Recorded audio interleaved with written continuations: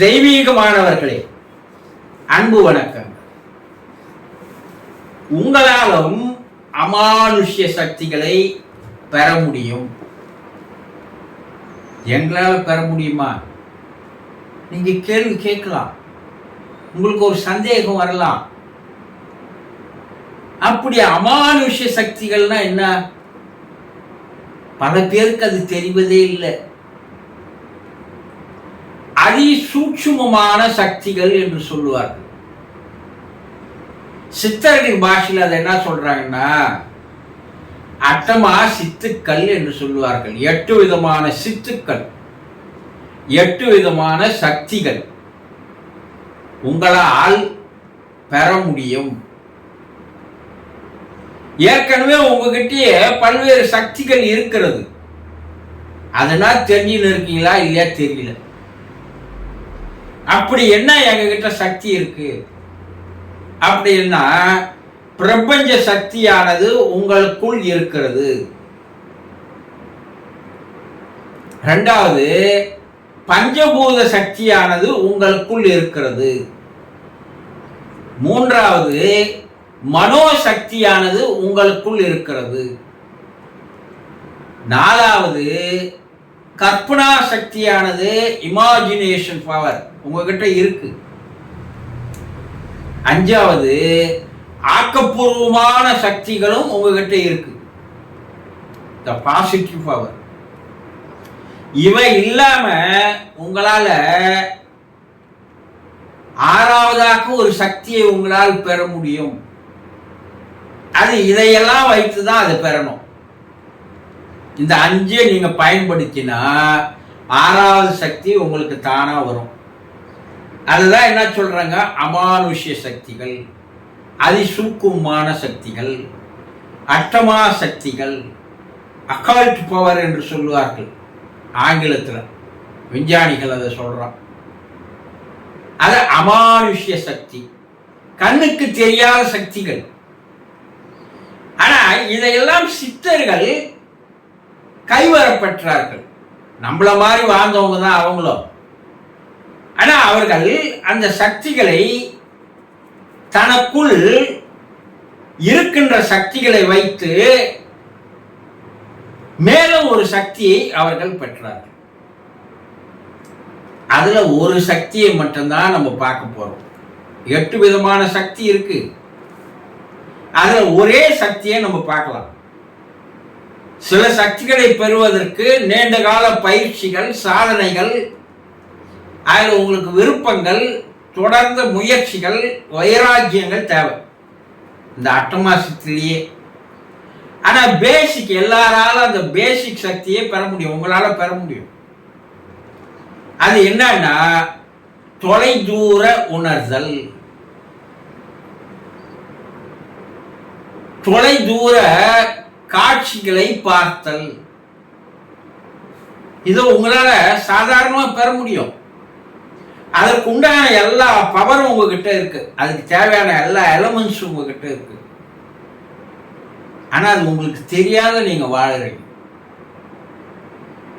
சித்தர்களுக்கு இது கைவந்த கலையாக இருந்தது. தொலைவில் நடப்பதை அவர்கள் கண்டு கூறினார்கள். தொலைவில் வரப்போவதை அவர்கள் கண்டு கூறினார்கள்.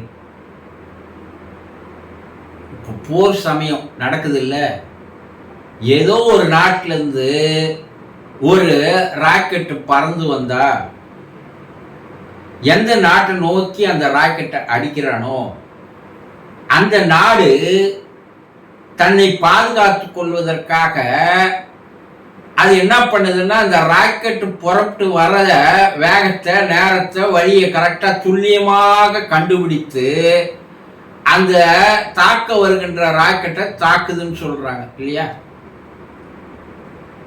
அது போல உங்களுக்கு நடக்க போகிற நிகழ்வுகள் தீர்க்க தரிசன பார்வை என்று சொல்லுவார்கள்.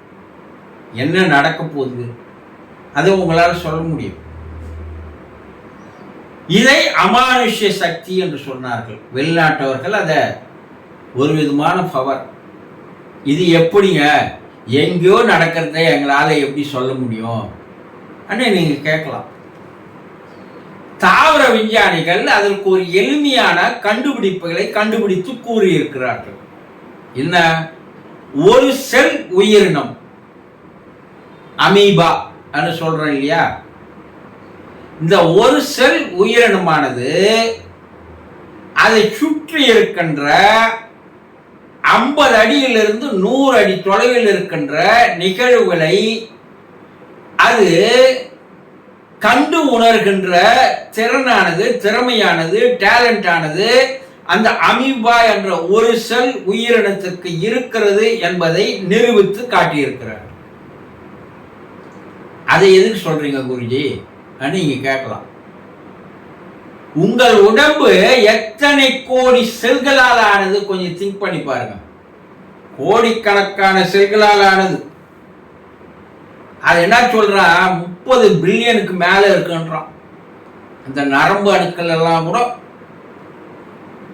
இவை எல்லாம் வெளியில் நடக்கின்ற அந்த நரம்பு அணுக்கள் என்ன பண்ணுதுன்னா, நம்ம 5 புலன்கள் இருக்குல்ல, கண்ணால் பார்க்கின்ற காட்சிகள், காதால் கேட்கின்ற செய்திகள் ஓசைகள், சுவாசத்தால் உணர்கின்ற வாசனைகள், வாயால் பேசுகின்ற பேச்சுக்கள், உடலால் உழைக்கின்ற உழைப்புகள், இதன் மூலமாக வருகின்ற செய்திகள் அனுபவங்களை இந்த உடம்பில் இருக்கின்ற கோடிக்கணக்கான செல்கள் தனக்குள் ஈர்த்து அது என்ன பண்ணுதான், தன்னுடைய மனத்திற்கு அனுப்புகிறது. இந்த மனம் என்ன பண்ணுது, அதையெல்லாம் பதிவு செய்து வைத்துக் கொள்கிறது. இது சாதாரணமா நடக்குது. அப்ப இந்த சாதாரணமாக நடப்பது இந்த உடம்பில் இருக்கின்ற அணுக்கள் தான் அது என்ன பண்ணுதுன்னா வெளியே நடக்கக்கூடியவர்களை தனக்குள் ஈர்க்கின்ற அந்த ஆற்றல் அந்த அணுக்களுக்கு உண்டு.